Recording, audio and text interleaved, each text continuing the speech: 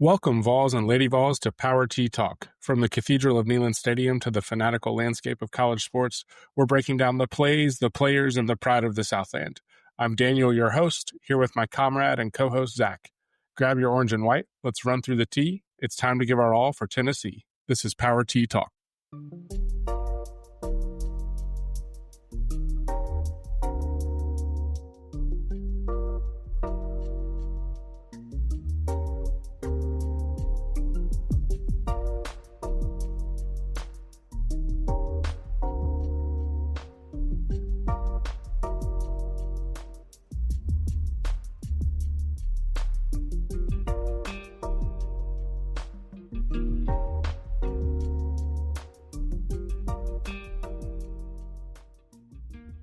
We had the weekend off that I'm glad we had off. This was one of those where, as I'm sitting there watching the variety of games, the variety of directions they were going, none of them were behaving like I wanted them to. I took a breath. I looked over at my wife and I said, this is one of those college football weekends where you don't want to be playing.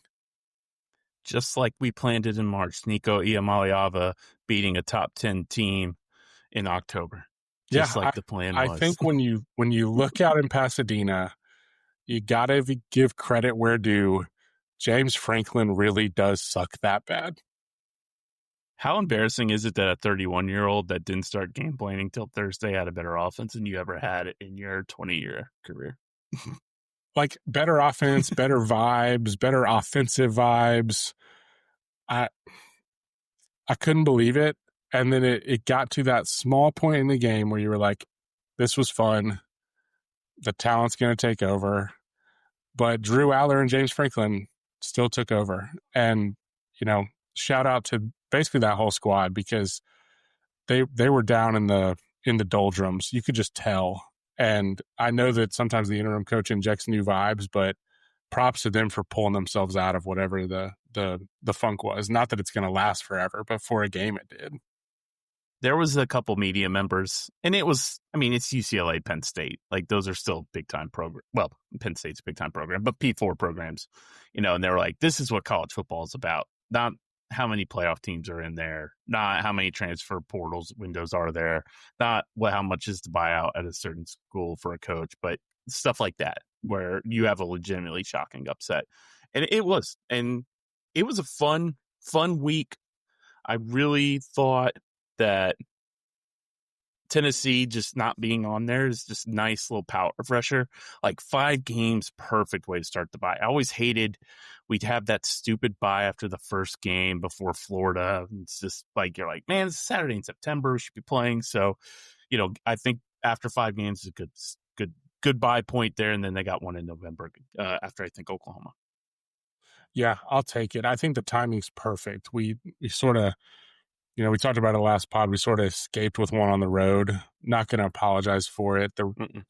So many teams, it's going to be so different at home versus on the road. And we know you can't always apply the kind of same logic. The thing we're going to do this episode, we're going to check in. We're going to use the bye to check in on how things have been so far this season. So we're going to look at our overall average rating for offense and for defense, see if those feel right, and then talk about some of the things that have contributed to that. So review a little bit. We're going to talk about some of the preseason keys, but I really think we'll probably hit those when we talk about offense and defense. We're going to talk about our MVPs so far this season, some of the newcomers that have contributed a lot. And then we're going to get to Arkansas. We're going to talk about Arkansas and how it went from feeling certain to weird, and it might still be one where we can have a lot of success, but it's certainly going to behave a little bit weirder. And then we're going to do a little bit of bye week, coming off the bye week fun, where we talk about our most annoying college football take. And then we're going to sort of span the around the NCAA a little bit more. We're going to think about long-term, who we think is going to triumph at the end of the season, and then look at, I'll say, an interesting slate. It was one that I don't think preseason we realized we definitely wouldn't have anticipated what the ranked matchups would be. But now that we have them, they kind of have fallen at weird time slots, and ours is at that weird time slot again. And so we'll definitely kind of let people come up for air. They kind of came up for air for the bye week, and now we're diving back into it, and we'll let people know the slate and what's got our attention. Yeah, 4:15 start time just feels awkward. I don't know what it is about maybe it's because I'm such a big baseball fan. I don't like seeing shadows in Neyland like to start the game. It just like when half the stadium's covered. I don't like, maybe that's just me. It just looks off. Not that Neyland's never beautiful, but it just looks weird. And Arkansas just couldn't be normal. You can't be normal, could you? Couldn't wait till like November to fire Pittman. They went ahead and did it, fired Sam Pittman. And then we went back to 2010. Bobby Petrino's the interim coach, and their AD said he would be a candidate, which everyone saw coming in April of 2024 when he was announced as the offensive coordinator. So it's going to be a weird game. They're one of the best offenses in the country. Say what you want about Petrino. He's got them humming offensively. Their offense has been way better than 2 and 3. It's their defense is the problem. And as you know, Petrino fired their co-defensive coordinators, both of them, and then kind of brought his own guy in. So it's going to be tough. And even Josh Heupel was like, yeah, this is kind of throwing us off a little bit. We've never really been in this situation. Element of surprise is what they're going for. I mean, yeah, changing up the vibe, but really the element of surprise. And, we'll get into the Petrino of it all and especially their offense and everything. But from a like personality standpoint, you mentioned a couple episodes ago that Bruce Pearl and Mike Gundy went out exactly how you would expect them to go out. Just, you left it at that. Petrino is now a candidate in exactly how you'd expect Petrino to become a candidate. And we'll leave it at that. Like, you can't even call it slimy because he projected the whole thing. It's like he telegraphed the pass. And so he told everyone what he was gonna do. And he did it. Well, and Sam Pittman, I think it was last year, was like, I know what this means. And Petrino, I mean, Arkansas tried to keep him. Like, I'm not trying to rehash one of the funniest months in college football history, but I mean, Arkansas did everything they could to keep him, and then the Arkansas government was like,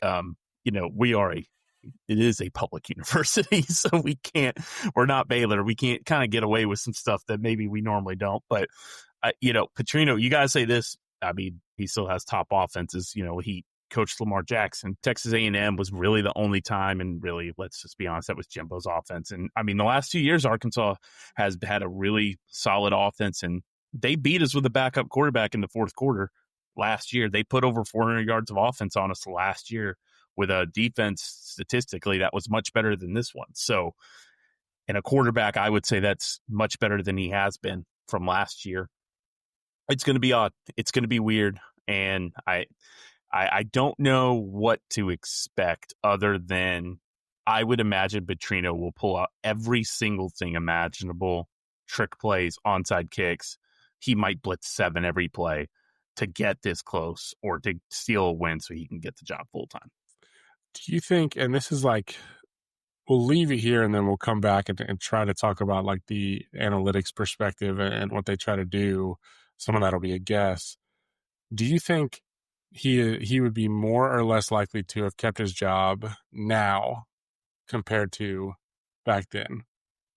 I don't have an answer. I'm just curious. Like, would there have been more digging heels in or more, we're going to brush this under the rug and get him out of here quick? Yeah, he couldn't do it. It was a public university.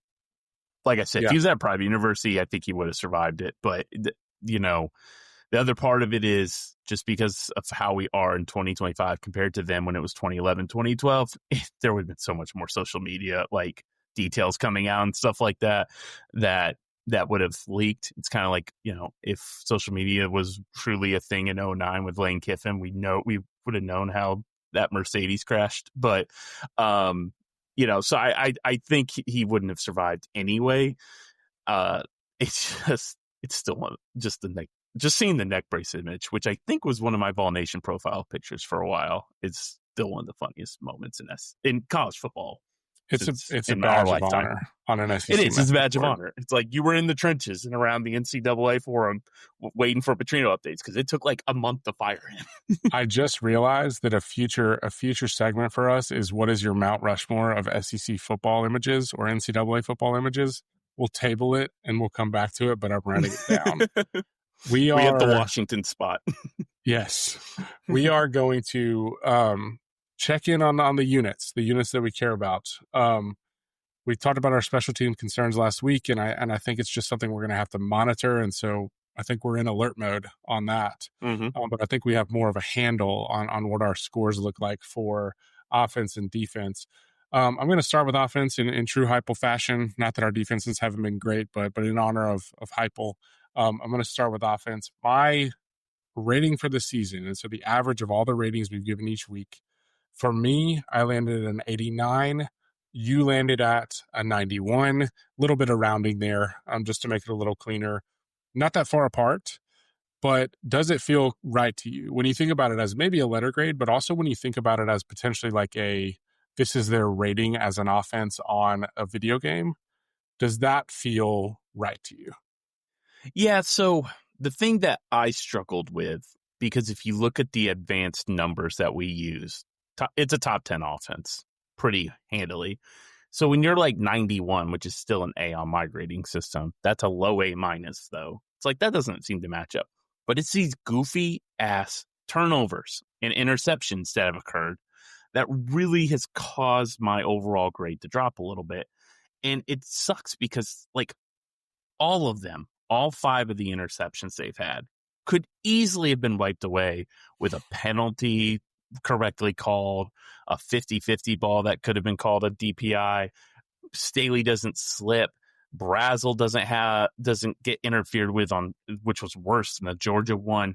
The Kitzelman ball hits his hand twice. They weren't great balls, the two to Kitzelman, but they still hit his hand. And I guarantee you, Kits on Monday morning in the film session was saying, that's on me. I got to catch those.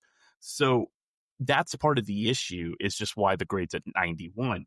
They're 14th in EPA per play offensively. That's fantastic. And they played 3 P4 schools, one of those on the road and one against Georgia. They're 9th in overall success rate nationally. They've been a top 10 unit passing in basically any category other than the 5 interceptions. And I mean, the O-line, we were 100% right on that, where we thought the talent was going to be better than the experience. And they're not quite as dominant running, but they're much better pass blocking unit this year. The wide receivers have really improved. Like that was, it's kind of funny thinking how concerned we were about the wide receiver room 6 weeks ago when we did our preview, 7 weeks ago. And it's like, yeah, that might be our best overall unit outside of the edge group. Like that's how good they've been. And they haven't even been perfect. You know, they've still had some drops here and there. It's a good lesson. And it's a good lesson for us, for everybody. Yeah. And I think sometimes you confuse experience with talent. And I think the offensive line wide receivers have shown that. You know, I also want to shout out Josh and Halsley for adjusting their offense. And they added condensed formations this year, the pistol, the 12 personnel, I like to call it like a mini diamond formation that they've used so much of, added a couple more NFL concepts to the pass game, more focused middle of the field, and the results have shown. And Heupel destroyed Kirby when you look at the schemes that they ran and what they were able to do, and that even especially that first quarter, which was, I mean, just put it on. That's going to be a clinic forever to use. Those first 3 drives, they're a missed field goal away from beating Georgia. They still put 41 points in regulation, 44 points in overtime. And again, Mississippi State, they dominated that game offensively. They had 3 turnovers. One of those was special teams. So I would have gone 94 if it wasn't for the turnovers. So I went with a 91, and a little more consistency in the run game. Just overall, it's not a bad run game. They're still well above average nationally. They just haven't quite hit the explosiveness, or I would say the first down consistency I'd like to see with the quality of opponent. But again, that's nitpicking. It's still an A. Yeah, I'm right below that, and I think if I'm asking myself, like, does it feel right? The one thing that has me concerned is not like I could see a path where the run game gets better, and that's been my main concern, is like just that ability of like, they know we're running it and we can run it anyway. And we did have that for significant stretches last year with Samson. I mean, thank goodness we did. There are times this year where if they know we're running it, teams have been able to shut us down a little bit, especially in the middle. But it's just because I just don't know if that's where we are or if I really see a path to getting better. I can absolutely talk myself into the picture of that getting better with David Sanders emerging, with people moving around on the line a little bit, with Mo showing a little more athleticism. Like, there's a path to that looking better from the bye week on. But there's also a path to... Also, the fact we didn't have a starting quarterback in mid-April. Yeah.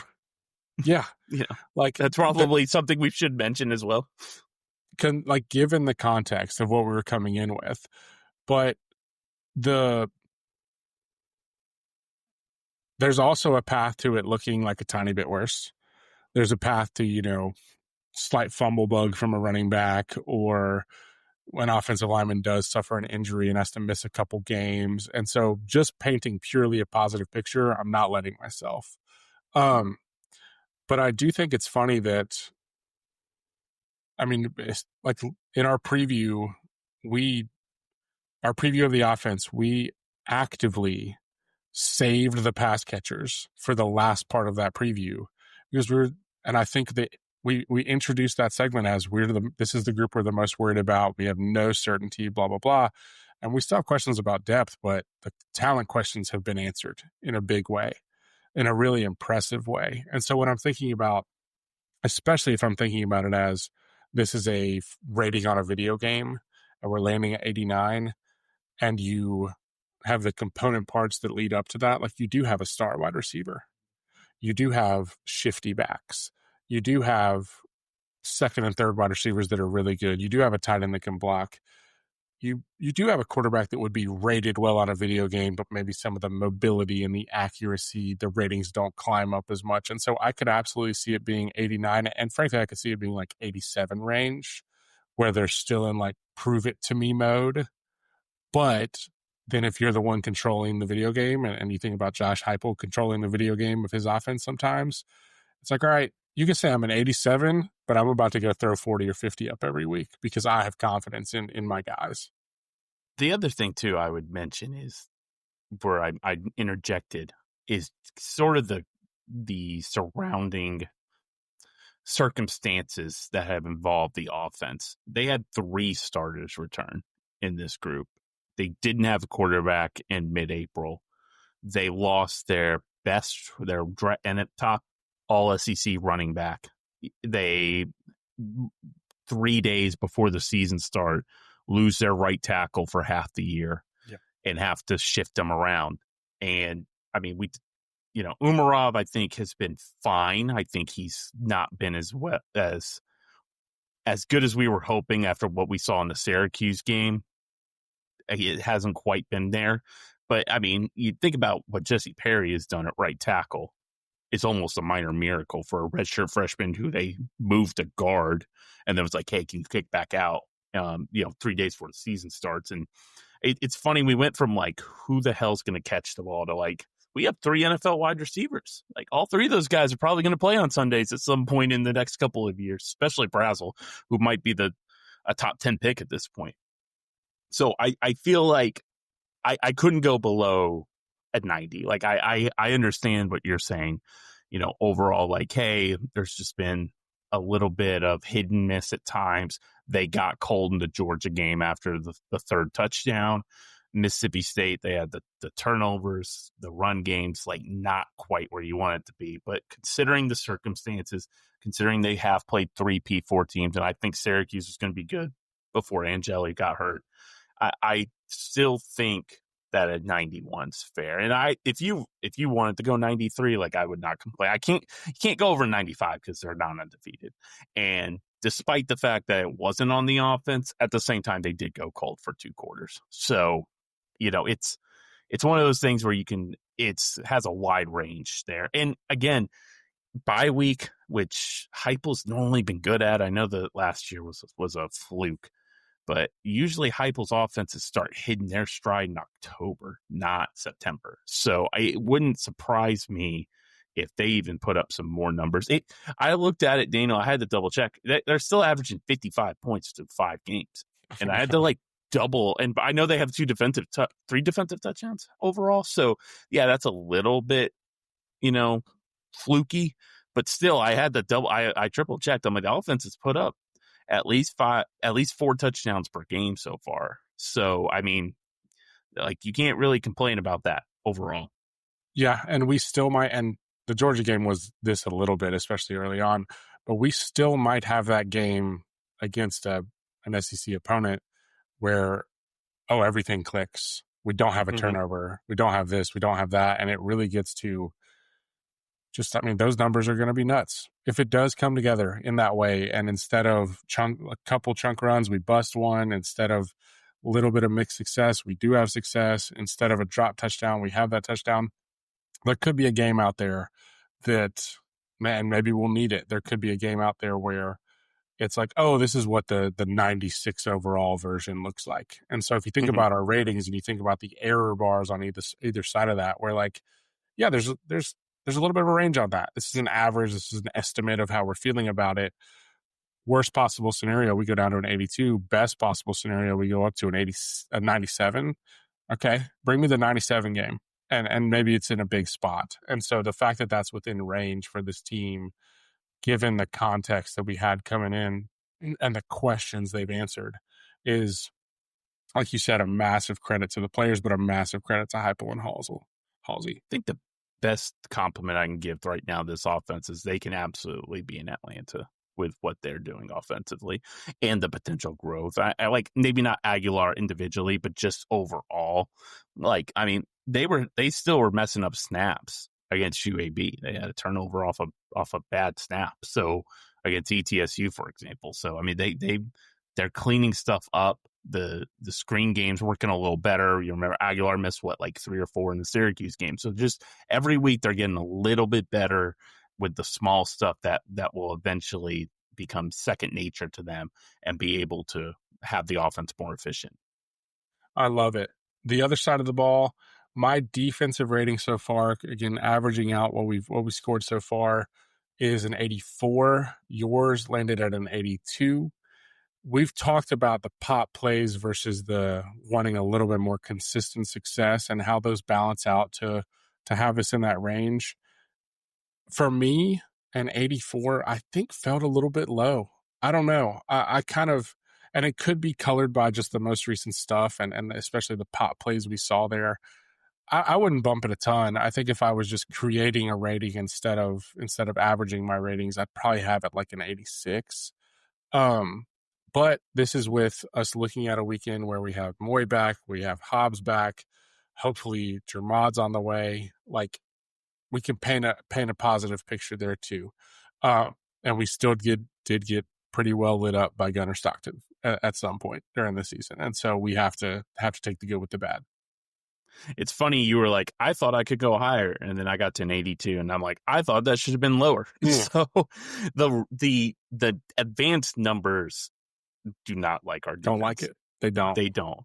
They're 100th in total EPA allowed. They're 91st in EPA per play. They're 104th in success rate. That's not good. That's not going to cut it.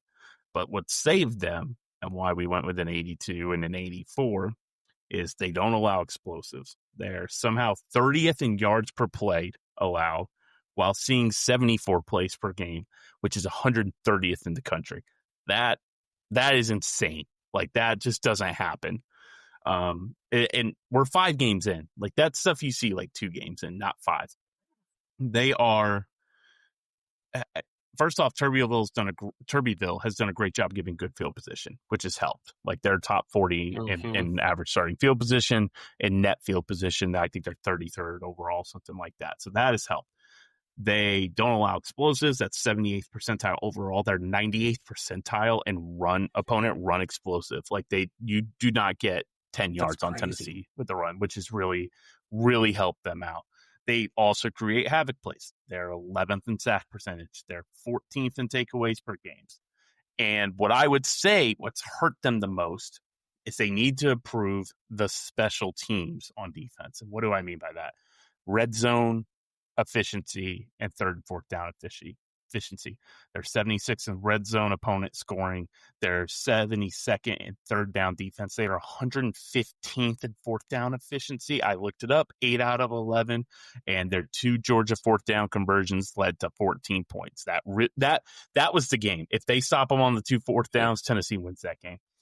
The edge group might be top 5 in the country overall with the four guys we play, and then if Hobbs comes back, it's going to be Bailey back to the edge. So that's 5 guys they're going to play. I think the cornerbacks, Sands, Redmond against Georgia, have been very good. And Carter's gotten better. McMurray's done a good job. It's just the spine of the defense, which we talked about last week. The linebackers and safeties have really hurt. And I think Banks is still a good defensive coordinator. It just seemed like the Georgia game, he went against everything he believes in. And it's almost kind of like when Fulmer would play Florida in the 90s, early 2000s, where he was like, God, I'm so panicking because I think Spurrier's going to put up 50, so I'm playing shotgun offense and not going to run the ball and everything. It's kind of like what it reminded me of, just Banks, just like, I'm playing press man coverage and send in 7. Let's go, baby. So that was against like the game planning stuff. Like outside of that has been good. Banks, again, I think is one of the 15 best defensive coordinators in the country personally. So I went with an 82, which was where 82.6. I rounded down just because of the Georgia game. A lot of room for improvement as well. They're really experienced in the front 4. After that, they're not. So I'd like to think the back 7 will improve. And they haven't had McCoy, and Hobbs is out. Like that, I think, kind of messed with them a little bit. Then Moy gets hurt on the first drive of the year. Like that threw him off. Like I was thinking about it when we were talking about what freshman stands out. I'm like, even Utley and Isaiah Campbell have played a lot more snaps than I realized and I would have expected. So 82 just felt right to me. If somebody was like, hey, I'm going with a 78, I would totally understand it, especially after what happened against Georgia. But I think, we're positive Tennessee fans, so we'll go B-. It's like, it's a lot of room for improvement, a lot of cause for concern. Like, and I think that's where I sit with it. And so I think especially, and this isn't me putting words in your mouth, but like especially how you think about football. And I agree. And I kind of like that you walked through how much this is carried by pop plays. How you think about football and how a lot of these advanced statistics also think about football is like, okay, well, for the predictable stuff, like the repeatable, predictable stuff, you're pretty bad at this. Like your defense is not good at the stuff that we trust a little bit more. For the unpredictable stuff, including like defensive touchdowns and turnovers and even havoc a little bit, for the stuff that we have much less faith in repeating, especially within a season, you're doing great. And so if you told me that, then it's like that's I can absolutely see why you're like, listen, it's an 82, but you could talk me into a 77 because some of these things could have gone slightly wrong, and the bad consistent stuff is still part of the recipe right now. And what's hilarious is last year was the exact opposite. I know. They were awesome at the predictable stuff, the success rate, the stuff like that. They were really awesome getting off the field on third down. They just didn't create havoc plays outside of like Pierce kind of, being able to get a sack. Like that was it, really. And I will also say Tennessee has done I thought this year they have been a better tackling team in the past. In the back end, it's not been perfect, but like part of the reason explosives don't happen against them is they do tackle better, which was an issue with, I would say, Heupel's first 3 years. The last 2 years, they've cleaned it up. But it's just funny that last year, it was the exact opposite. They were great success rate.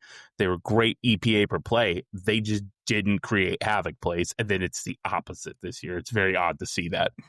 Well, and maybe, I mean, it's like one of my biggest asks in the preseason was get your hands on the football, get your hands on the football, get your hands on the football. Like, don't just let these things happen.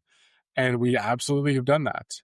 But we are also getting halfway gashed on every other run play. And so, like with most things, and this is boring, but it's just true. Like with most things, the truth is probably somewhere in between, where the the D line is going to be really good going forward, but the results of those havoc plays being defensive touchdowns is going to calm down a bit. But with the addition of Moy, with the addition of Hobbs, with maybe some improvements from the younger guys, us getting such an ugly success rate is also going to regress back to the mean a little bit. And so as we are wondering where a pop play is over the next couple of weeks, just keep in mind the other bad things could be moving the correct direction a little bit as well. And so I think we're in a decent position to have some of those overall corrections not kill us. But if we still are getting gashed on success rate, especially in the run game, and we don't have a pop play here and there, it's going to cost us a game. And it should be noted the defense was the reason they won against Mississippi State. Like we mentioned, the 3 touchdown drives inside the 30 for Mississippi State.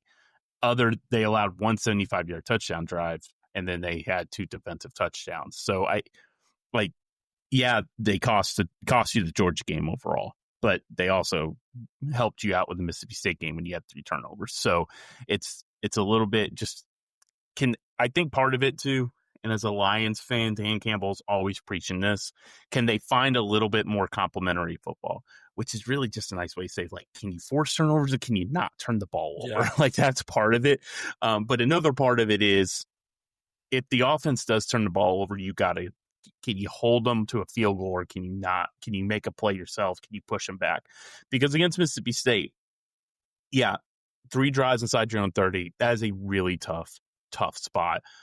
But there's a way you can make that 13 points instead of 21 points. There's a way against Georgia to not give up to 4th down conversion, to not 4th and inches, 4th and 3 and 4th and 6. I mean, what are we talking about with the season if they're 4 of 11 on 4th down instead of 8 of 11?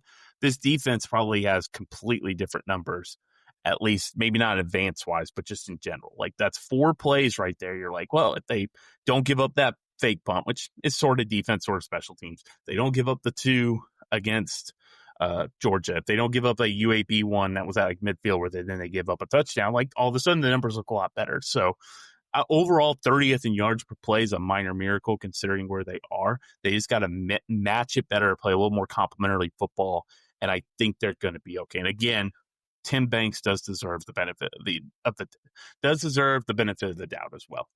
Yeah, I mean, another test coming this weekend. I'm excited. Also, special teams is like a 65.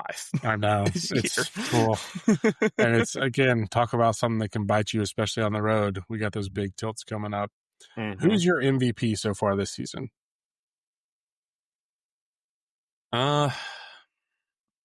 You'd mentioned this in the outline. I didn't truly think about it. I can kick it off if you want. Go ahead. I want to hear what you said. I think Joey. Okay. And I don't mean to revert to quarterback. I could absolutely argue for 2 other people. You're an NFL MVP voter. That's fine. Yeah, apparently, which I would try not to be, but here we are. The amount of noise he had to block out to do what he's done. And maybe, again, we said early on, maybe that's just his personality type. Maybe the same thing that leads him trying to squeeze the ball into Kitzelman 1 too many times also leads him to be able to ignore all that noise.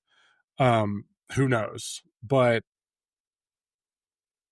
command of the offense, like we haven't seen in a while, to the point where you feel like the ball is going to go in the right place. And we saw that a little bit against Syracuse early on, and we were like, okay, is this Syracuse or is this Joey? It was it was a little of both, but he is not only getting the ball in the right place, he's getting the ball in the right place when things don't work right away. He is leaning on his receivers when he can. He is not afraid to make a play with his legs when he needs to. Certainly it's not his strength.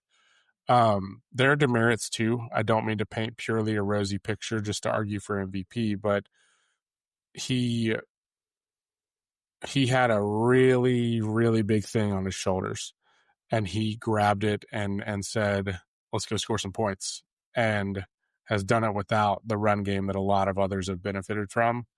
And it's been super impressive. Not to mention just like some buttes from his arm too. I would vote for Brazel. And the reason I would do that is, one, that fourth down catch might be the one we point to and go, that saved the season if they make the playoffs. Two, there's those 2 Georgia touchdowns. Wow, Joey got him there. We're mainly Chris Brazel. I appreciate Joey getting the ball there, but that was significantly Brazel. And then 3, what he does and how scared defenses are is opening up everything for Matthews and Staley and Kitzelman in the middle of the field and making Joey's life easier. Joey has been phenomenal considering the situation and the fact that his limited talent and how well he's meshed with this offense, especially because people thought, not us, but in general, that you have to have a super duper arm in order to play in this offense. And that is shown that's not the case. But I think Brazel and what he's done in big moments, what he's done overall, I would give him the MVP. Yeah. There have been a couple of, the classic line of Jimmys and Joes over X's and O's, a couple of those from Brazel. And you need those. If you're going to do the things that we want to do this season, you have to have a couple of moments. I can't believe we're talking about him as like the number 1 receiver in the draft. Like, and I'm not trying to criticize him. It just, we literally went from like, are they like, even in our preview, we're like, Matthews and Staley, they've got to step up. We just kind of put Brazel to the side. He is taking this opportunity. Talk about being able to bounce back. Well, even the catch he had against Alabama last year, that sealed the game. Awesome, that was like, it was the promise.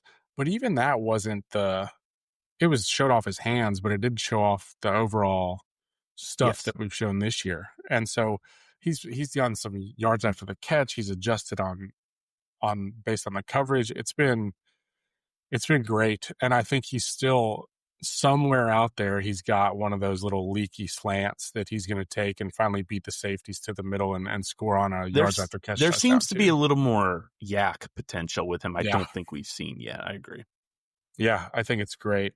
The other couple shout outs we wanted to give, and I think there's a decent number of names here, but we can talk about the ones that have just popped to us. This is purely just who's showing up on our notepad, is either freshmen or newcomers. I think this probably used to be mostly a freshman conversation, but with how the college football landscape has changed, this is also just a newcomers in general conversation.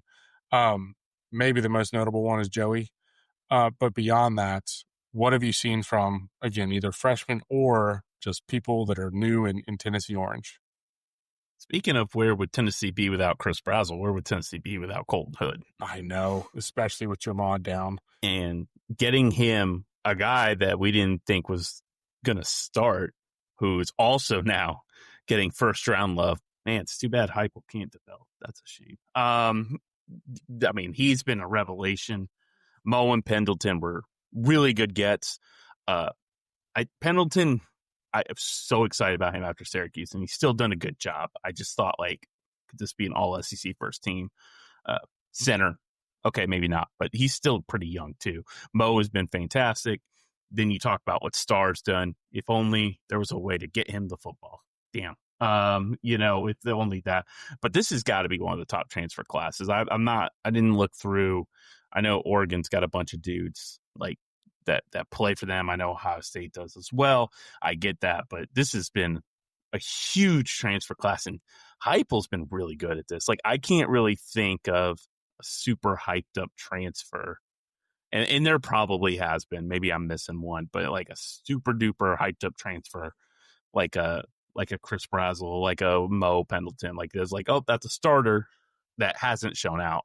So they do a really good job scouting that whole department, and just being able to get those type of transfers and being able to plug and play essentially while still being able to develop freshmen is super important for the program. Because I'll be honest, I don't want 20s. I gotta say this carefully because I want Tennessee to win. Don't get me wrong, first and foremost, but it's nice that there's a good mixture. Feels like there's a good mixture overall, and I've been really impressed with this transfer class.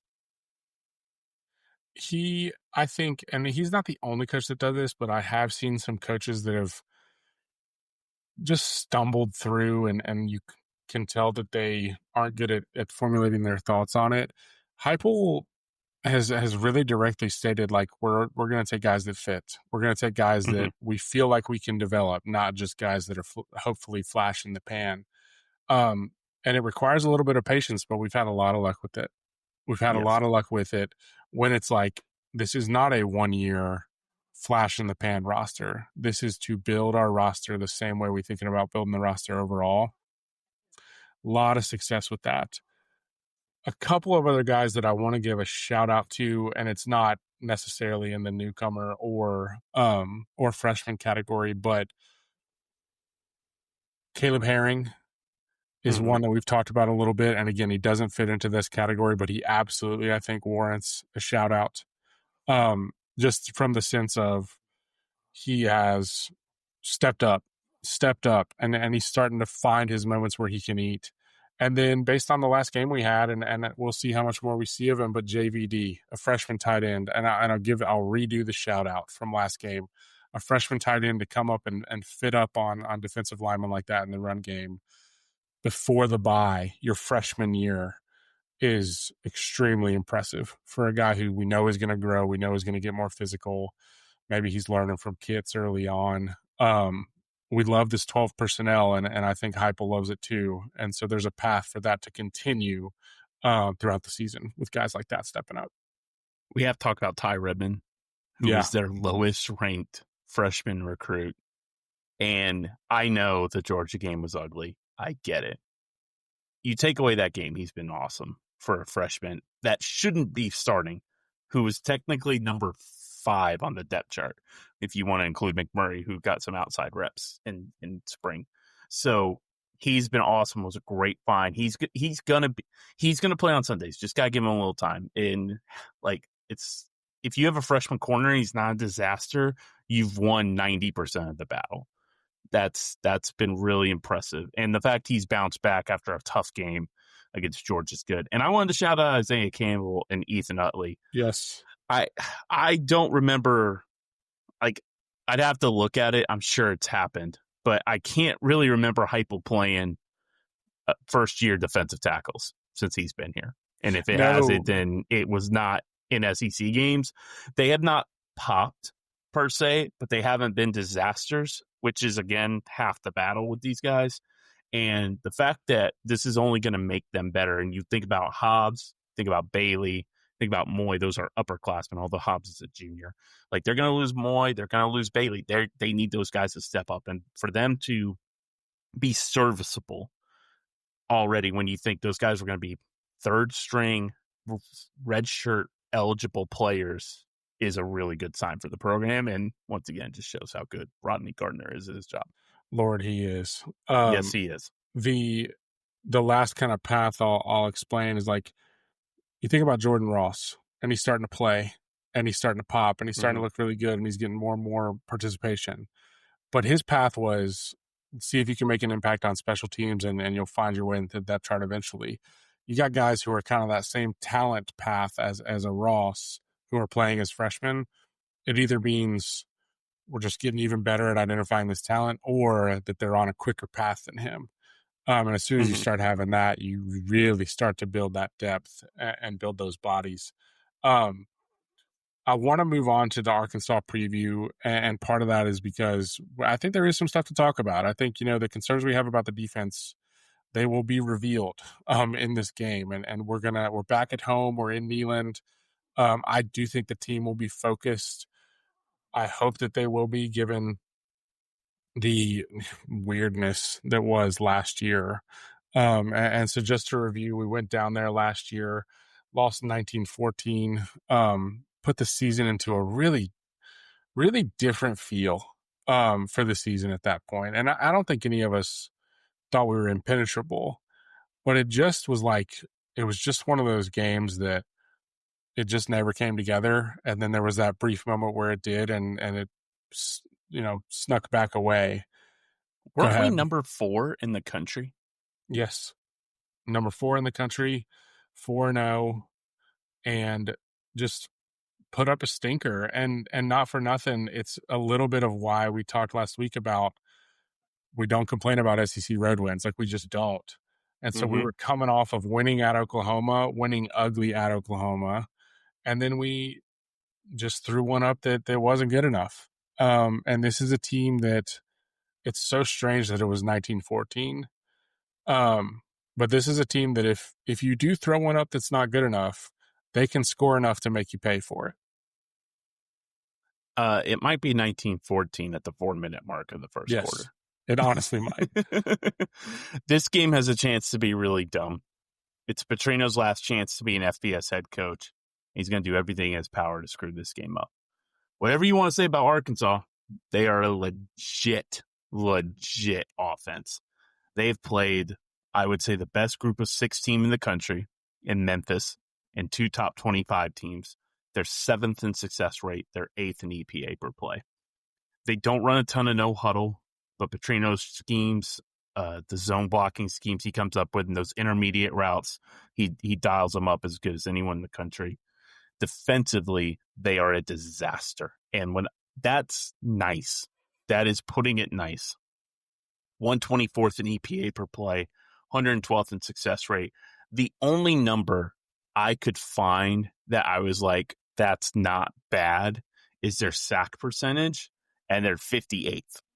So it's not like they're exactly fantastic getting to the quarterback. Opponents convert 56% on third down. 56%. Worse than a coin flip. Worse than a coin flip, and we are 5 games in.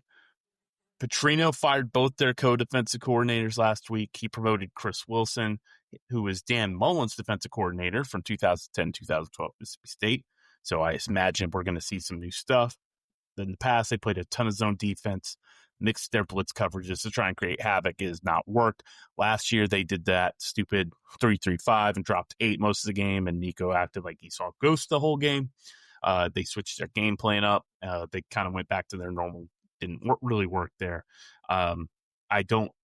Going to be honest, I did not watch Chris Wilson's tape as the defense coordinator for the Houston Roughnecks. I'm sorry if all fans disappoint you.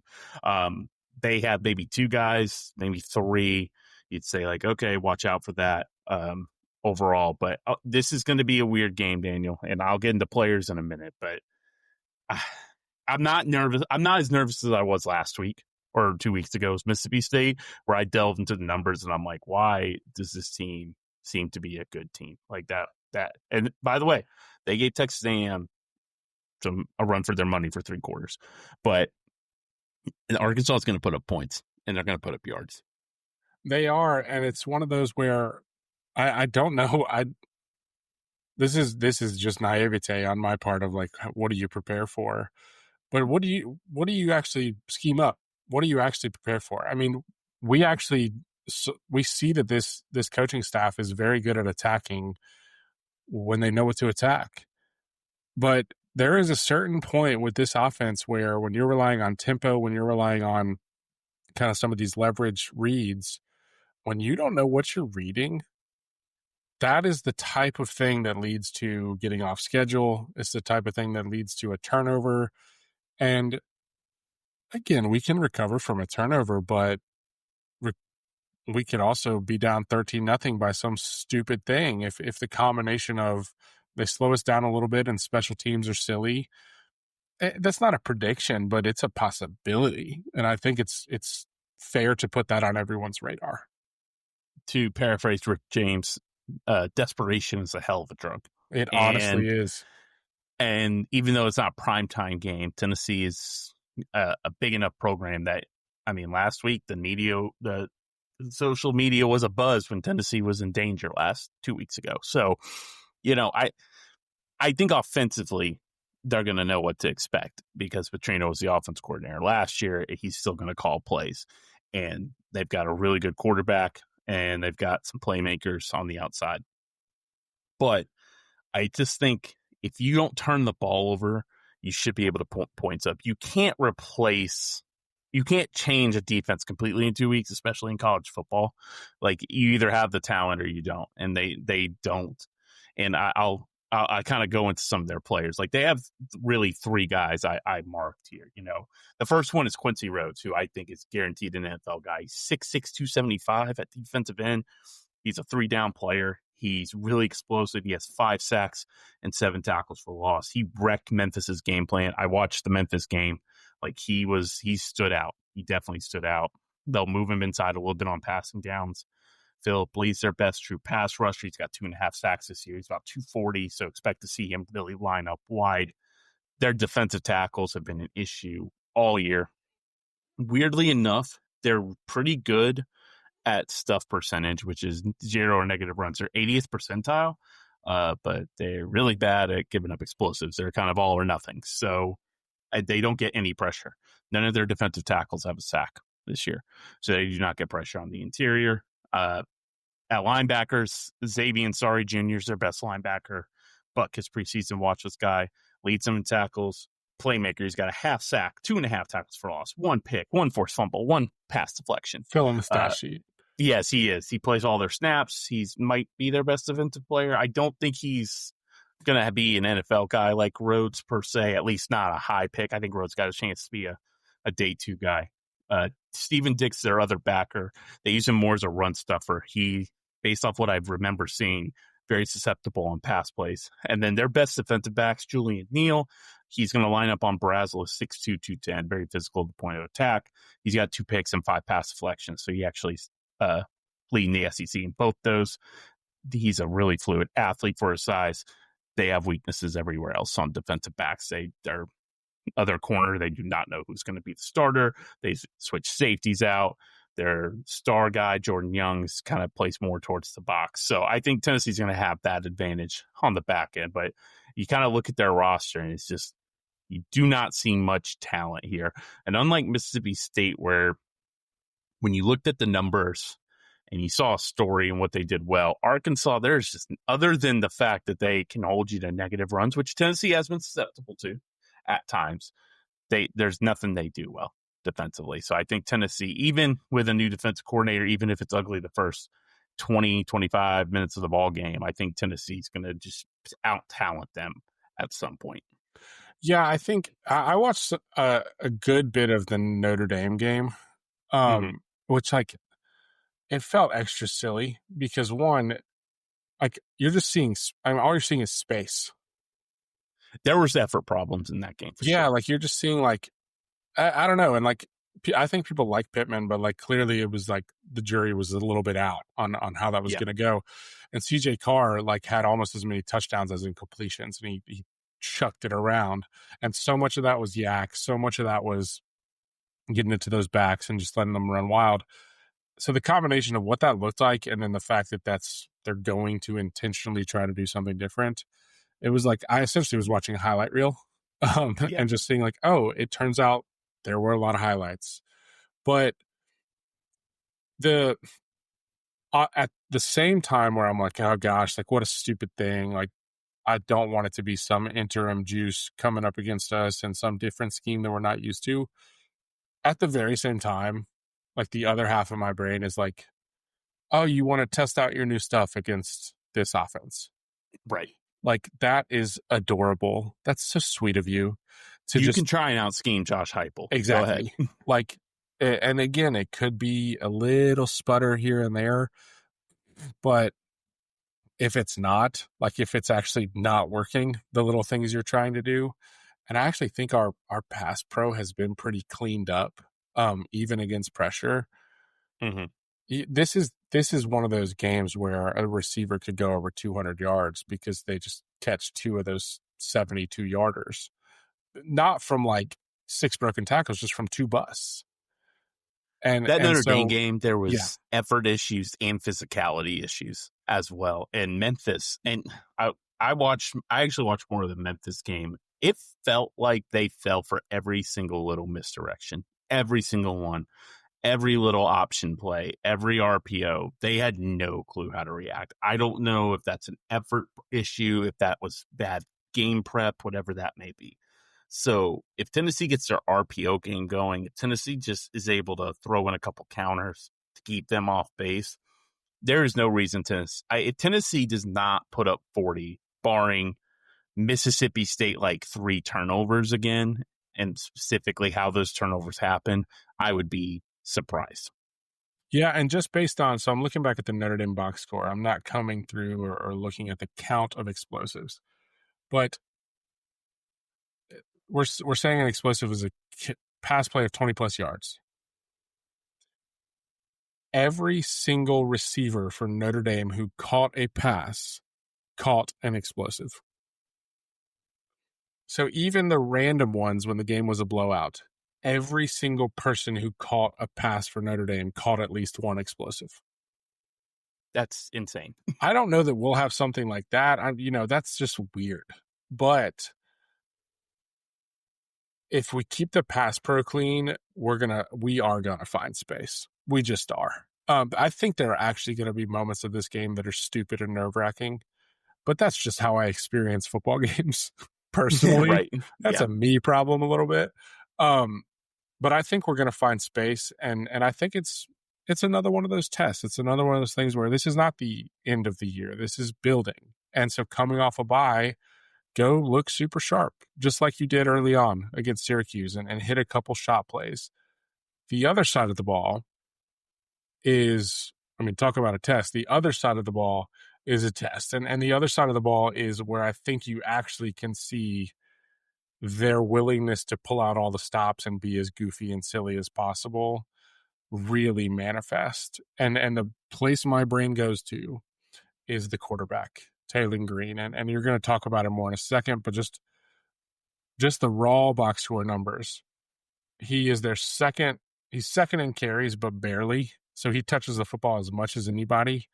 He has big explosive runs this year. He's averaging 8 yards a pop. He's willing to run. And this is where I think you could see them just like punt might not be in their vocabulary for multiple stretches of this game, with him possibly affecting the run game. I put in the notes, I stole one of your jokes. We have Josh Allen at home. That's Taylor Green. And I mean that as a compliment. He's very quick and powerful. He's 6'6", 230. He is averaging non-sacks over 10 yards per rush on non-sacks. So 8.2 per carry, counting sacks. That's insane. Insane. He's very difficult to sack, considering they don't have that good of an offensive line. They're 21st in sack percentage, and that's a lot on him. They're creative with their quarterback designs. Petrino coached the greatest mobile quarterback of all time, so that he has that in his bag. He does have a slow release, so if you blitz him, and that's why he's not a first-round pick. You kind of look at the numbers and you look at the size, you look at the speed, and you're like, why is this guy, especially with this draft class, not going 1-1? He has a slow release, and it seems like everything takes when he's throwing. He's a half second late on everything. He's still a good player, but he's going to put the ball in harm's way. He already has thrown 5 picks. They're going to use him in the option game. They're going to roll him out. Petrino's going to roll him out. And so he's going to give us fits. If you thought Shapen didn't play bad, considering the box score, Green's much better than Shapen. This is that's not even a shot at Shapen. Completely different level of player. You can make the case he's better than Stockton. I think you can. Different, fair. So there's going to be some frustration trying to bring him down. He's going to break at least 2 sacks and drive us crazy. Well, and I do think that the one place I think they will have success, and I don't mean to just harp on this, but I think that if they're going to have him moving around, the person we trust most to be on their keys on that is Arian.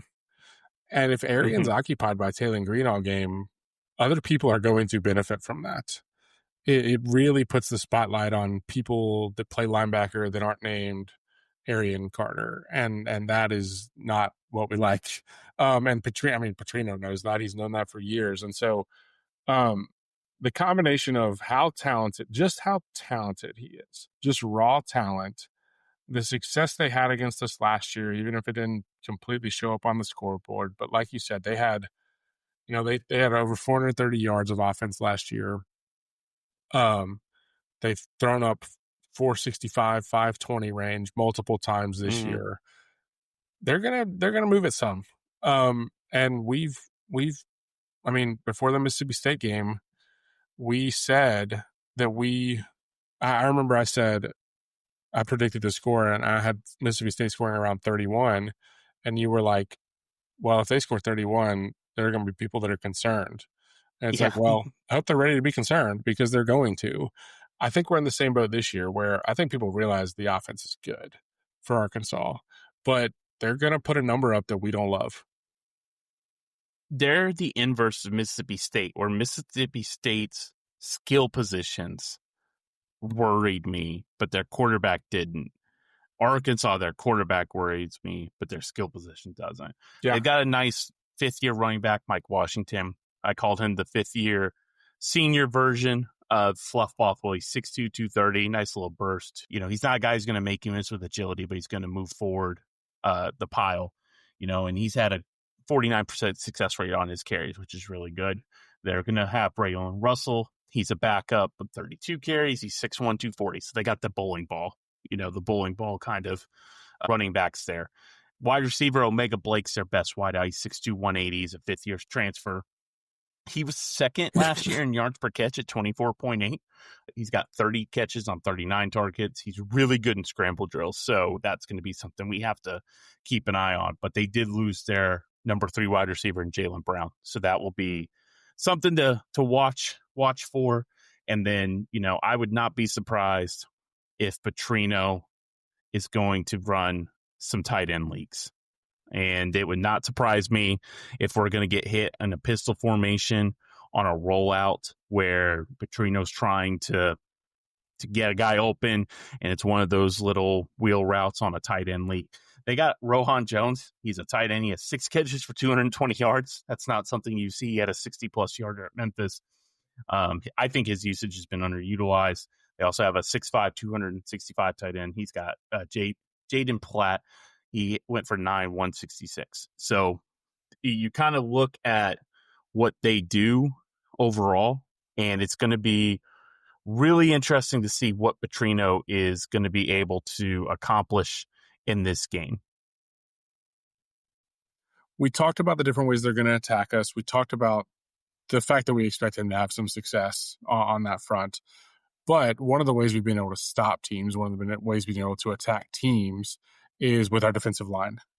Is their offensive line something that can hold up to a defensive line like ours, or do you think we can have some success there? I think their offensive line is better than last year. I just don't think it's still that good. I think Taylor Green really covers up a lot of their deficiencies. You know, his scrambling ability, the fact that they have those 2 bowling balls at running back that are always churning yards and moving forward, I think has helped. They brought in 3 transfers from last year. They're better on the left side than the right side. I think really the key for me is going to be how does Hobbs and Moy look, because they're going to be so important moving forward that we really need to get them going in rhythm. Hobbs is going to be on a snap count. I completely understand that. I think our defensive ends could potentially eat. I think we do have a huge speed advantage there. I think Josephs could have a big game, especially if they line him up over the right tackle. I think that they're going to have some success like they did last game, where they were able to attack left tackle for Mississippi State. So I think this is a game where Tennessee should be able to do that.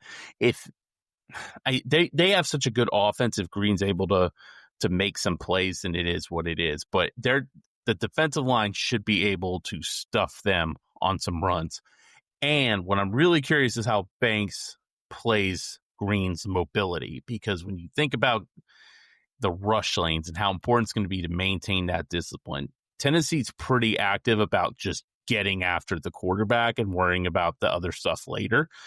I don't think they're going to be able to have that luxury in this game. This is a game where you're going to hear the announcers say it a million times from the jump of like, they have to stay disciplined in their rush lanes. They have to stay disciplined in their rush lanes. So just get used to hearing that. As soon as we're worried about those rush lanes or we're worried about them moving Green around, my brain immediately goes to like the one person I trust to clean that up is Arian. Mm-hmm. And also the one person whose focus I don't want to be on chasing Taylor Green around all game is Arian. And so, and Right. obviously, like, they're going to try to make that happen. And so I hope we get to a point where we are disciplined enough in our rush games, or just collapsing a pocket enough that it doesn't have to be some kind of spy, or it doesn't have to be some kind of like everyone's eyes are going to him every single time. And we get to just play disciplined in the back end, which I think we've been disciplined and physical in the back end, which I think we've had a lot of success with. And like you said, their skill guys aren't the major threat. It's just a matter of staying disciplined back there. Are there other major questions that you have going into this game, like things you need to see from our team to feel confident either from the jump or to feel like we're going to have success overall? I would just like to see a 200-yard rushing performance from our team. I would really think if we can do that, if we can get over 200 yards, 6 yards a pop against this Arkansas defense, it'll make me feel a lot better, especially as we go into Bama week. I don't need Joey to throw 40 times. And I would hope part of that might be the defense. If we're going to give up 30-something points, then we're going to just have to do what we can. But it would be nice for all three backs to get work, all three backs to churn yards, all three backs to get first downs, be a little more successful on first down runs, and be able to attack their defensive tackle group and their linebacker group, which I think are weaknesses. That's what I'm really looking for. If they can get 40 rushes for 240, like maybe that's a little aggressive, but we know Heupel will run if he wants to. And I think Heupel is also would just be like to get out of here with a 37-21 win and then go on to Bama as well. I hope that our backs find room, and if that comes through the rush game, I'm not going to rush attack. I'm not going to complain. I hope that it comes a little bit through the passing attack. And this is just from, there's a lot of space on film, no matter what position group you look at on Arkansas so far this year. But there have been a couple different teams who have caught them with running backs as pass catchers. And so if there were ever a game where our backs get the ball in space, or Starr gets the ball in space in the pass game, and then make one guy miss and suddenly there's nobody within 15 yards of them, I would love to see that this game. A little bit less on the wide receivers. The other thing, and you mentioned it, like I do think Heupel is realistic in a sometimes a frustrating way in these games, where he would absolutely love to get out of there with the 37-24 win. But I hope we don't get conservative. I hope we don't get tack a little on the scoreboard, I know, and I'm thinking about it already, because this is one of those games where points are going to matter. Like, we can out-talent them, yes, and maybe eventually it gets there. But points are we're going to want them at every point in the game. Every single time that we send out special teams on a 4th and under 5, or are thinking about a 3rd and 9 and not playing it as 2-down territory, that's such a win for this Arkansas defense. It has been one of the worst units in the country. And so against one of the best units in the country in our offense, every single time we will be giving them a break every single time we send out a punter or a kicker, in my opinion. I would like to think that Josh received a revelation from the Lord above going to church on Sunday about playing aggressive football. I will believe it when I see it, but this game I'm not as concerned about. Now, if we go to Bama and it's conservative, that's 9:00 at night, and I'm on my 5th rum and Coke, then yeah, now we're going to have some problems, But I think this game, this is going to be heavy on the game script. It's going to really depend on what are we seeing, how good is Green playing, what's Petrino doing, is the defense actually making plays, or are they getting ripped to shreds? It's all going to matter on the game script. And if they get out of there 34-20, I'll take it. I won't complain at all. I think Heupel's going to be lean towards conservative this game. He should not be able to do that against Alabama. I don't want to get ahead of myself, but that it would be nice to see. I just don't think that changed within 2 weeks. Maybe this is like as weird as this game could be, and that's my biggest concern is it's a survive and advance game. And again, like the whole season's a survive and advance game if you really want to boil it down to that. And so I'm not going to complain about the path.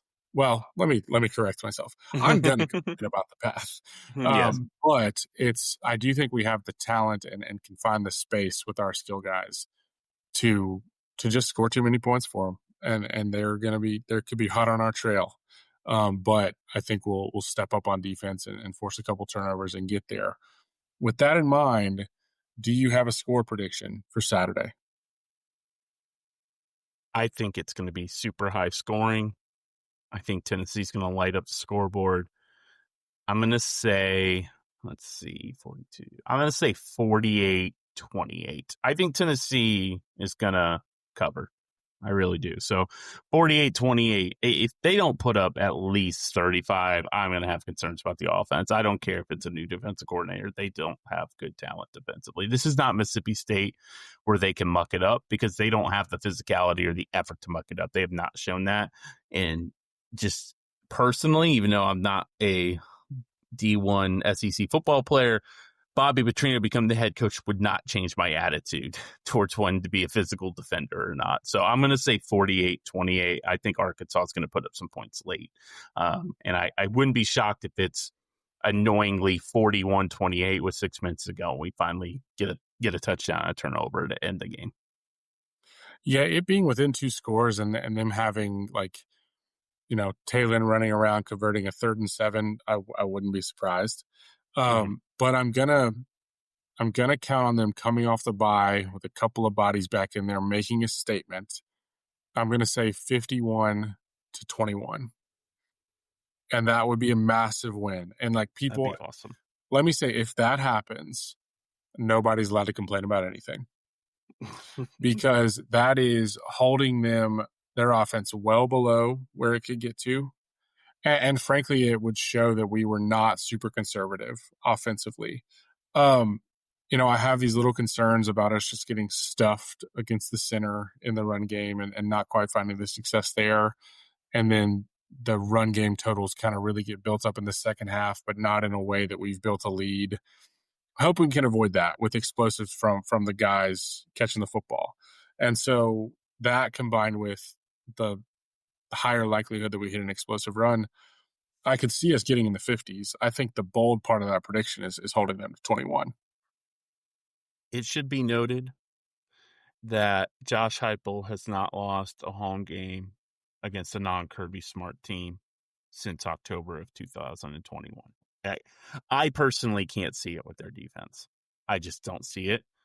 But if Arkansas somehow comes in and upsets us, they're going to get Bobby Petrino the job the next day.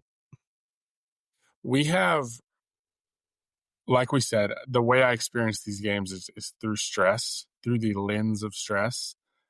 But there's every chance in the world that Josh is licking his chops, man. Mm-hmm. He could absolutely be hey, you see those guys out there? They're all locked in, and that is a team that we are better than. And let's keep it rolling. I'm excited to see what the defense looks like. I really think this is a game where, yes, a lot of it is going to come down to how the front seven handles Talon.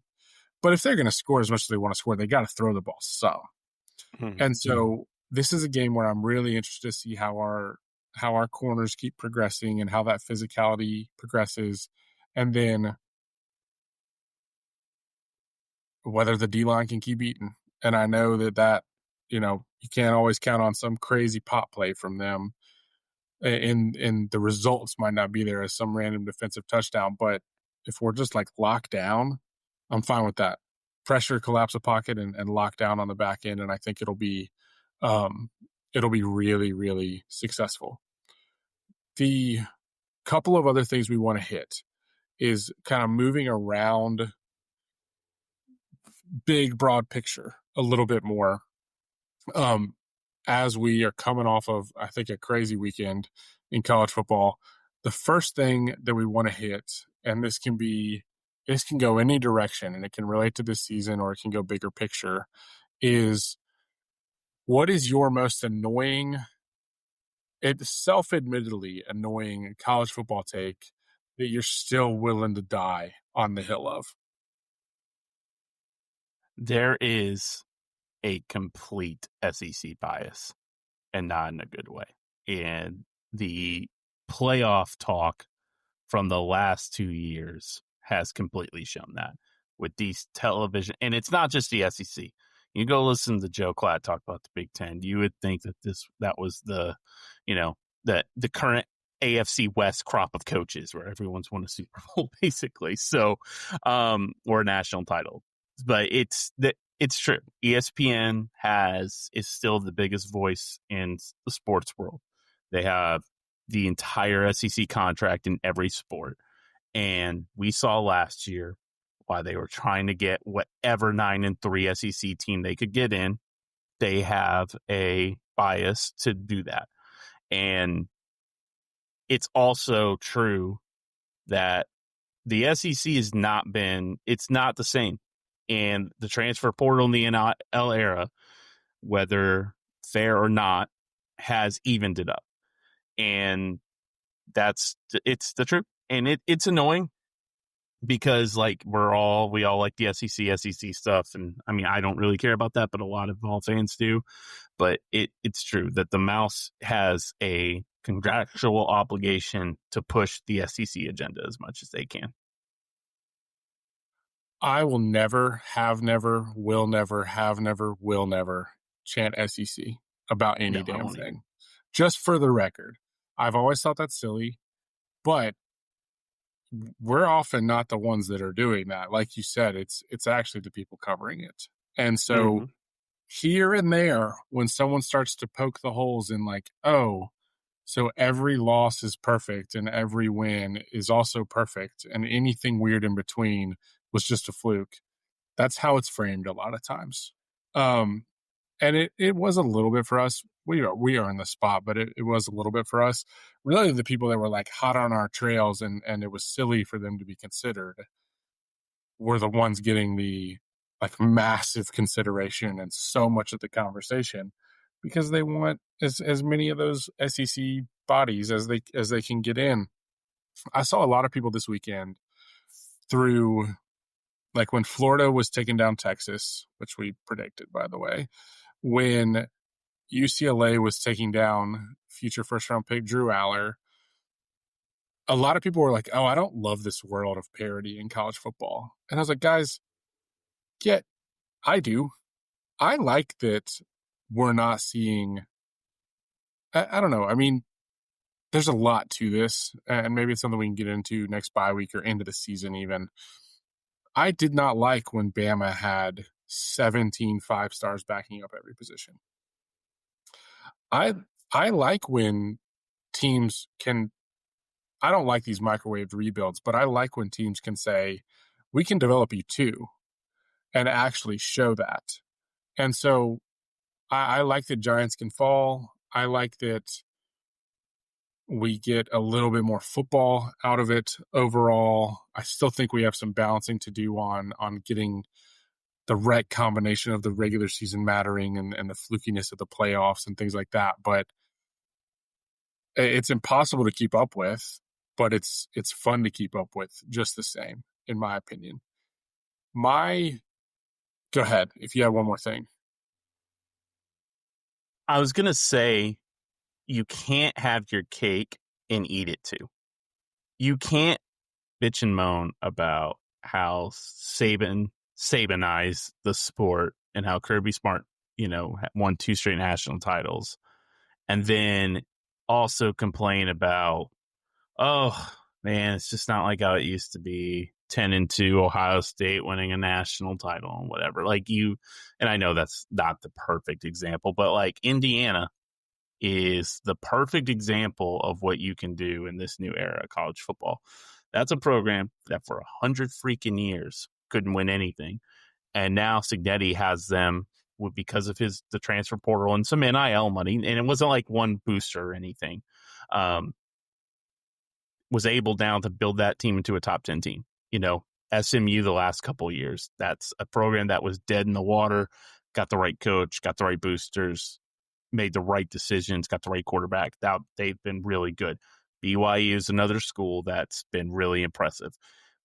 You can't complain about like saying like I hate seeing Alabama and Clemson in the national title 3 out of 4 years and then complain when Indiana's a top 10 team because they're undefeated.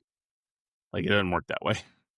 No, and I also think that it's kind of nice that you can actually win by identifying and acquiring talent and having a good coach. Like there was a stretch of time there where that legitimately wasn't a good formula because you just weren't one of the big boys. And so I think the actual truth that's been revealed is everybody was already paying people. We just made it a little more transparent. It's still a mess, but we just made it a little more transparent to where the blue bloods weren't the only ones that had the avenues to that. And that evens things out, it turns out, when you still give them plenty of ability to do it and do it more than everyone else, but at least give other schools an opportunity to do it. Instead of everything being purely under the table, it turns out that evens things out. And player movement's a mess and everything, but I think it's a mess that leads to some really fun players that we otherwise would not have seen. And like we said at the beginning of the season, building your roster still matters. That foundation of your roster still matters. And if you try to microwave this stuff, good luck, because we will have multiple examples. We already do. We're biting our tongues on it. We'll have them next bye week. We'll have them at the end of the season that tried to microwave something and it's not working out. And so we'll revisit those as we go. My stupid, annoying college football take that I still won't apologize for, and it's hypocritical, which is why I'm still not going to apologize for it, is that I think we know too much. I don't mean about rosters. I don't mean about recruits. I don't even mean that. We know too much in terms of like the analytical eye that we want to bring to everything. And this is like a combination of like, I love advanced statistics. You and I both do. We love thinking about things in a more balanced way and not just relying on these unpredictable, unreliable, seemingly random things. We like to curtail our analysis under the watchful eye of advanced statistics. It can be extremely helpful to understanding football. At the very same time, we don't need to know how much win probability changed by ESPN's metric after the second down conversion in the second quarter of the Georgia-Louisiana Tech game. We don't. And every time we do lean into that, every time we flash that up on something that we want to go viral or something, or every time the EPA per drive for this team was really good in this quarter against this crappy opponent, and that's why this play design was awesome. There are more hits than misses, in my opinion. It just leads us astray more than it informs us. Now, and this is not just patting ourselves on the back here, but when you pause and you look at it over a little bit longer stretch and you talk about it in a way of like, oh, this is not just going to be linear improvement in every single way, I think it can really inform some good projection about what the season's going to look like.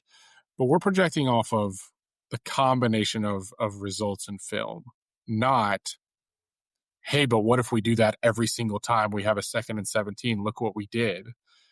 I just think it can lead to danger. There's so much information that it's going to get misused just as much as it gets used really carefully and cleverly. To piggyback a little bit off your point, we still have to remember that these are 18 to 23-year-olds playing a football game, and so many factors matter in a game that you can't just rely completely on analytics to define what a team profile will look like. Last year, Arkansas had literally no business beating us by statistical profile. What happened? Well, it just did, because you're playing with a bunch of 18 to 22-year-olds, and You sometimes kind of forget that this is college football coaches, not pro coaches. This is not the top line coaches in football. So sometimes guys have wrong game plans. Sometimes guys make wrong calls, things like that. So to piggyback, we love the analytics. I really think they help more than other things like just looking at yards per game and points per game, things like that. But at the same time, you can't just build a complete team profile off the numbers because you're dealing with a humongous variance, which is 18 to 23-year-olds. I also think the one other guardrail I'll put up for us and for our listeners, and this is speaking as, and you're in the same boat, as a baseball fan who's also a fan of advanced analytics in baseball, sometimes when we lean into them too far, we can get a little too cute on like, hey, don't worry about these actual results that happened. We know what really should have happened based on the underlying stuff. And I think that's good and bad. That's very helpful. And it can avoid going crazy about some stuff. Like, am I really seeing what I think I'm seeing? Like, okay, no, the stats are telling me something different underlying. But if you lost, you lost. I don't care how much you controlled the game. I don't care that your EPA was better. I don't care that this thing is more predictable long term. Like, that's what happened on the field the other day. And I think we've gotten really far away from that in baseball in ways that I'm guilty of. But I don't want to see football go to the same place where it's we can't just talk about the thing that happened on the field. And we've got plenty of guys who are very good at diving in on the film, and we try to do a good job with that too. The other big picture around the league thing that we wanted to talk about, and this is kind of putting us out there a little bit, is we're going to pick who we think is going to win the national title. We'll probably do it again at the next bye week. We'll see if we stick to the same one. We'll see if we get scared off, maybe by results. But as of right now, and this is with the caveat that there's a lot of season left, as of right now, who is your national title pick? I cannot believe I'm saying this about a Mario Cristobal and Carson Beck team, but I think Miami is my pick right now.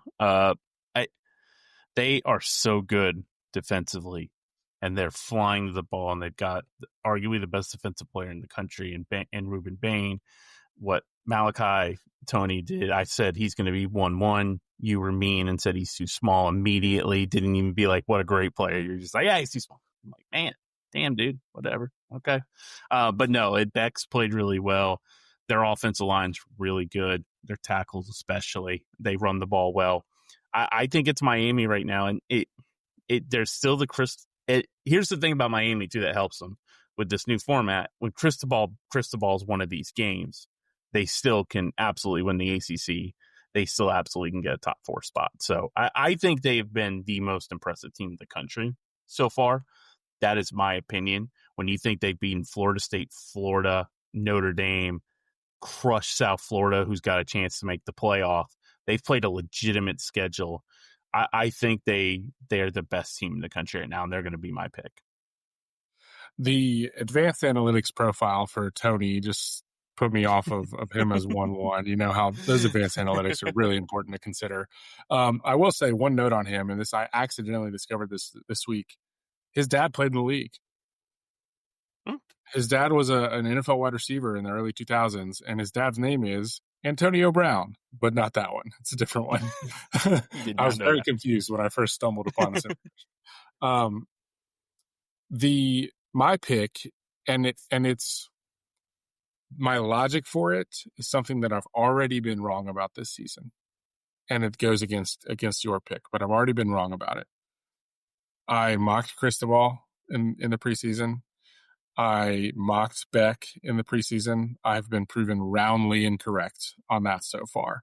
It's a long season, but so far they have stayed out of their own way, and Beck has looked really good, frankly. If I have to trust the combination of coach and quarterback, and the one I just want to put my faith in is Oregon. It is Lanning and Moore, and I think Moore, that could be your two of your Heisman finalists right there if they continue on this trajectory. But the way that Lanning is just a little bit more in attack mode sometimes than Cristobal gives me a little more faith. And then I just haven't had the time to see the negatives from Moore like I have from Beck, and so it's a little bit caught in the moment. Oregon's been extremely good lately, and they have more tests coming than Miami does, in my opinion. And so if you're just talking about the clearest path, I like your pick a lot. But if we're talking about who I would throw my faith behind in an actual showdown, I think I would lean Oregon. Not by a ton, but I think I would lean Oregon, neutral site. And so that's kind of what leads me there. And we left out some big boys, but I think we have a lot to learn about some of those still to come. We've placed some teams really well. Like I think we've seen where some teams we're going to fall to and rise to. But there are a couple floating in the top 10 that I still got to learn a little bit about. I see them and I'm a little confused. It should be noted that Ohio State's defensive profile is skewing towards one of the best of the last 25 years. I don't trust saying right now, and their offensive line can be a little sketchy. There were some moments against Washington that made me pause, but that defense is going to lead them to the playoff and probably at least to the semifinal. Yeah, and the way that they ultimately took over last year in the playoffs was that Will Howard found a rhythm and they got rolling it on that side of the ball.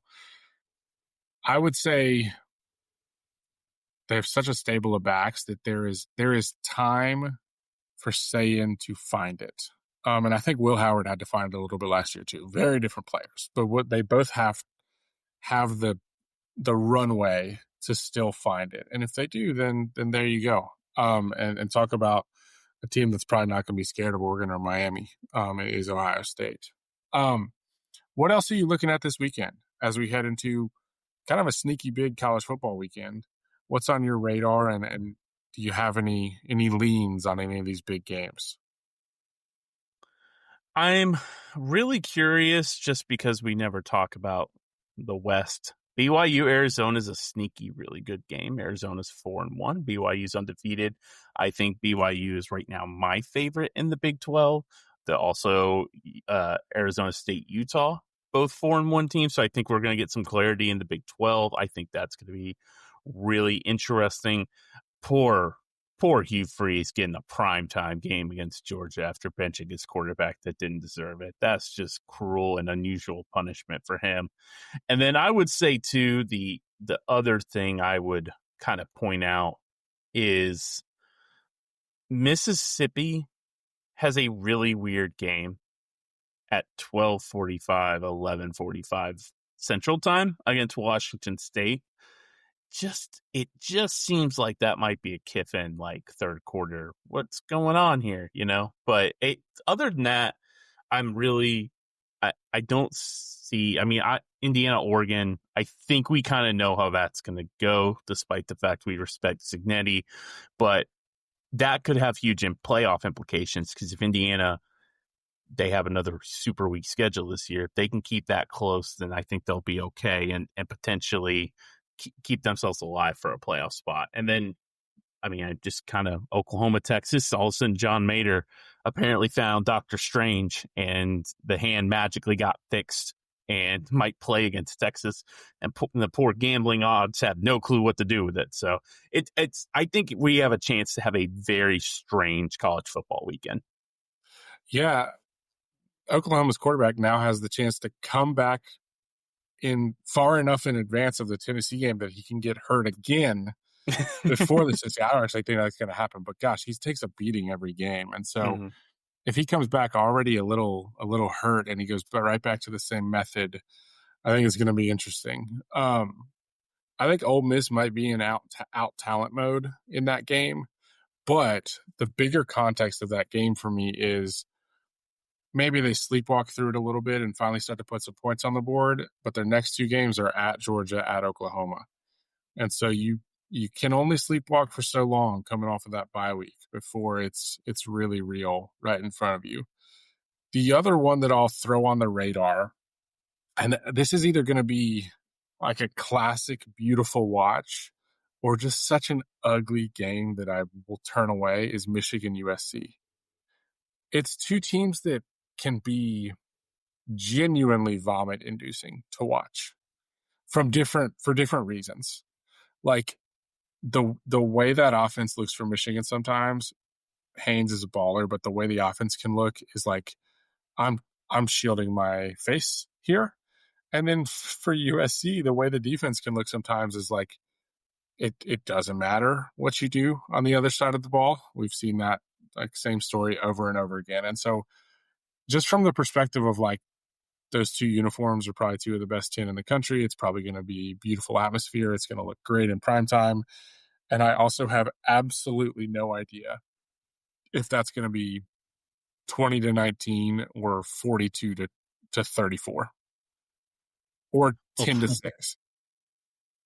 Ohio State, Illinois, Alabama, Missouri at noon, both in Illinois, Missouri. Maybe just going to be, biggest conference games for them.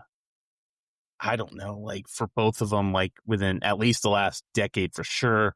Like that's going to be interesting. We know DeBoer on the road is going to opens up some opportunities.